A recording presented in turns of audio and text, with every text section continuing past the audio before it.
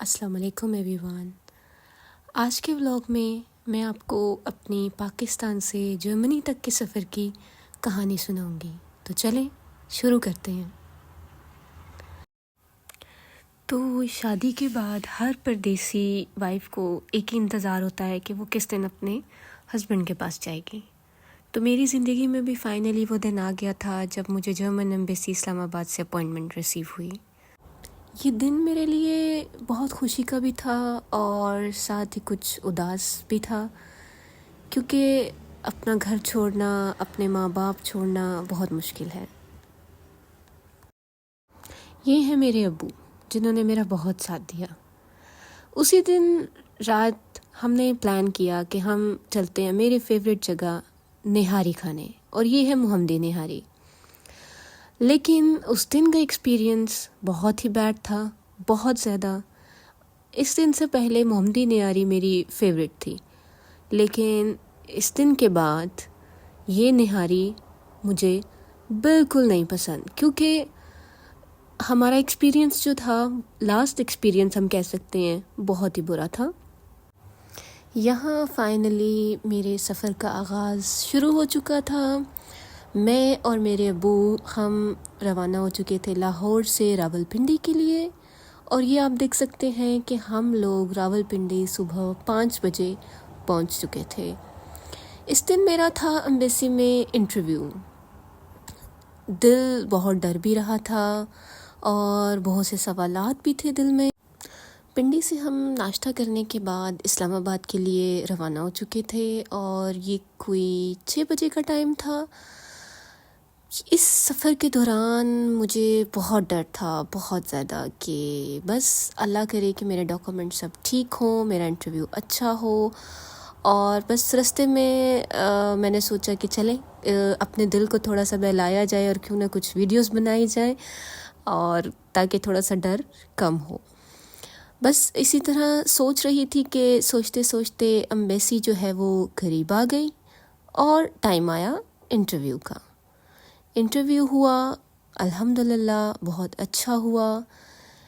तकरीबन 20 से 25 मिनट में मैं इंटरव्यू देकर बाहर आ चुकी थी, और इस वीडियो में आप लोग देख रहे हैं कि हम एम्बेसी से बाहर निकल रहे हैं। एम्बेसी से फ़ारिग होने के बाद हम लोग अपना वापसी का सफ़र जो है वो शुरू कर चुके थे, और अल्हम्दुलिल्लाह हम लोग बहुत खुश थे, क्योंकि जो मेरा इंटरव्यू था वो अल्हम्दुलिल्लाह बहुत बहुत अच्छा हुआ था। एम्बेसी में इंटरव्यू के बाद जो है वो सिर्फ इंतज़ार की घड़ियां जो हैं वो शुरू हो चुकी थीं, और अल्हम्दुलिल्लाह वो दिन भी आ गया था जब मुझे मेरे वीज़ा की ईमेल रिसीव हुई। अल्हम्दुलिल्लाह मेरा काम जो है वो अल्लाह पाक ने बहुत जल्दी किया था, अल्हम्दुलिल्लाह। और ये वो दिन था जब हम अपना वीज़ा लेने जा रहे थे। ये पिंडी की वो खूबसूरत सुबह थी जिस दिन मैं बहुत खुश थी, बहुत खुश थी। इस दिन मेरी खुशी का अंदाज़ा नहीं लगाया जा सकता था। वीज़ा मिलने से पहले तक तो मुझे यकीन नहीं आ रहा था कि मुझे वीज़ा की ईमेल रिसीव हो चुकी है और मैं अपना वीज़ा स्टैम्प करवाने जा रही हूँ, क्योंकि इस सफ़र के दरमियान में बहुत सी मुश्किलात थी, लेकिन उन सब का जो रिज़ल्ट था वो अल्लाह ताला ने बहुत अच्छा दिया। अल्हम्दुलिल्लाह विदिन 1 मंथ मुझे वीज़ा की ईमेल आ गई थी, और फाइनली मैंने अपना वीज़ा स्टैम्प करवा लिया था। वीज़ा लेने के बाद हम लोग चल पड़े अपने गांव की तरफ। गांव में खाना खाने के बाद की रात को सोने की तैयारी, और गांव की रात कितनी खूबसूरत होती है ये तो आप सब लोग भी जानते होंगे। और यहाँ पर मेरे दादाजी अपनी सोने की तैयारी कर रहे थे, कुछ अपनी सेटिंग में बिजी थे, तो उनको डिस्टर्ब करना हमने मुनासिब नहीं समझा।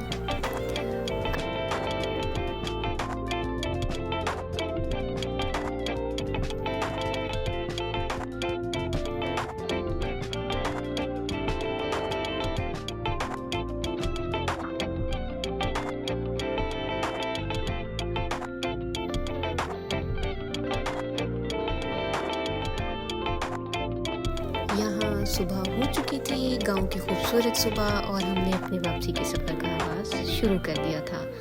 हम अपने गांव से वापस अपने शहर लाहौर आ रहे थे और ये रास्ते में आप देख सकते हैं हमारा खूबसूरत सा गांव।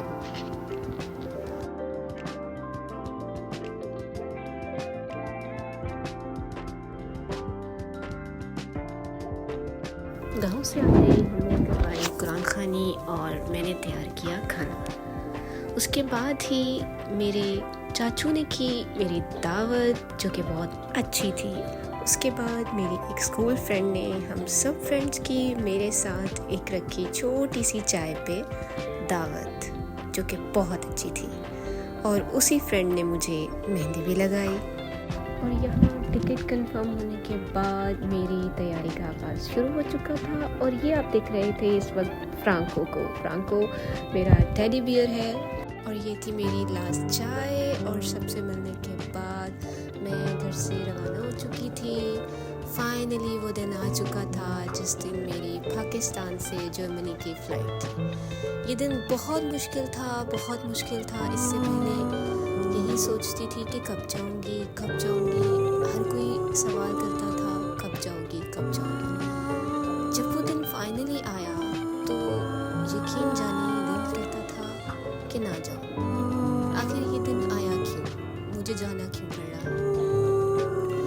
आप यकीन करें कि अपने मुल्क से, अपने माँ बाप से, बहन भाइयों से दूर जाना बहुत मुश्किल है। और जब ये रवानगी, डिपार्चर लफ्ज़ आपको नज़र आता है तो आपका दिल फट जाता है। और यहाँ ये मेरे हस्बैंड की वीडियो कॉल थी, वो बेसब्री से इंतज़ार कर रहे थे। अम्मी से मिलते हुए सिर्फ एक ही ख्याल था, न जाने कब हम वापस मिलेंगे।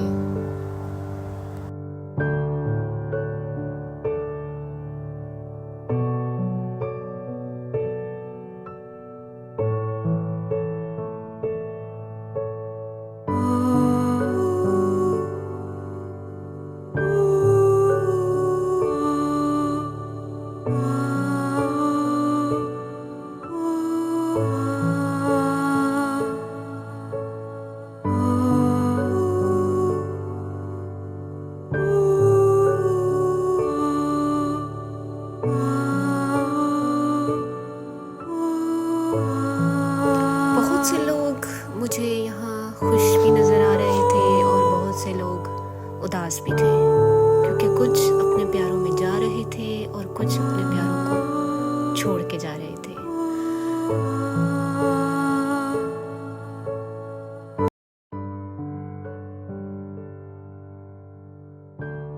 रात का सफ़र तो ऐसे लगता था न जाने कब ख़त्म होगा। बहुत ही मुश्किल था।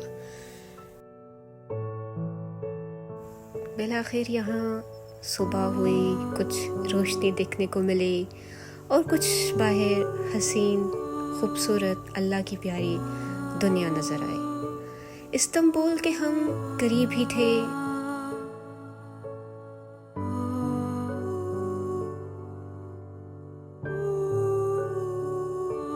फाइनली हमने इस्तांबुल में लैंड किया और अल्लाह का शुक्र अदा किया।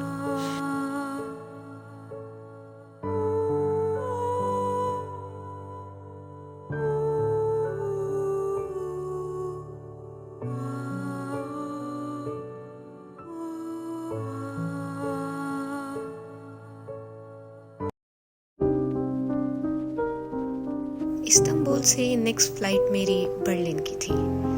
इस्तांबुल एयरपोर्ट बहुत बड़ा था और पहली बार सफ़र करते हुए कुछ डर भी थे, लेकिन शुक्र अल्हम्दुलिल्लाह सब कुछ बहुत अच्छे से हो गया।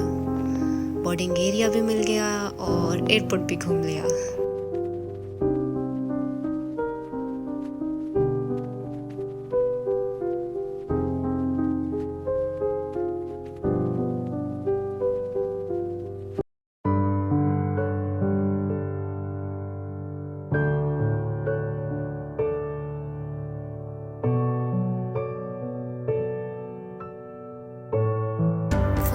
पहुंचने के बाद मेरे तुर्किश इन-लॉज ने मेरा बहुत ही अच्छा वेलकम किया, अल्हम्दुलिल्लाह। आई होप आपको मेरा आज का व्लॉग अच्छा लगा होगा। प्लीज़ लाइक कीजिएगा और कमेंट करके ज़रूर